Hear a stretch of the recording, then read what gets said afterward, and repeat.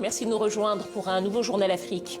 À la une de l'actualité, cette journée à haute tension politique au Tchad. Plusieurs blessés dans des rassemblements sporadiques contre la junte militaire au pouvoir. Nous avons pu joindre l'opposant Succès Masra, dont le quartier général est encerclé par l'armée. Il signale plusieurs blessés autour de lui. On écoute son témoignage recueilli par Oumi Diallo.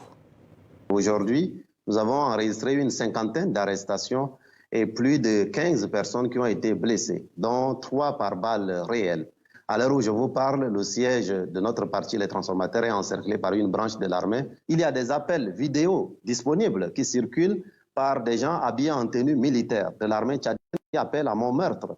Et mon passeport est confisqué. Mais je ne suis pas seul finalement. C'est l'ensemble de ces défenseurs des droits humains qui s'engagent, dont la vie est menacée. Certains sont obligés de dormir dans des endroits cachés pour sauver leur vie. Et donc c'est au nom de cela que j'ai lancé un appel solennel adressé au secrétaire général des Nations Unies, mais aussi aux grandes chancelleries du monde pour leur demander la protection, pas la mienne seulement, mais la protection de l'ensemble de ces Tchadiens qui se mettent debout et qui marchent pour exiger en tout cas le respect de leur vie, le respect de leurs droits. Je crois que la France notamment est en train de rater, en tout cas le chemin, est en train de rater une occasion pour entrer définitivement dans le cœur du peuple tchadien.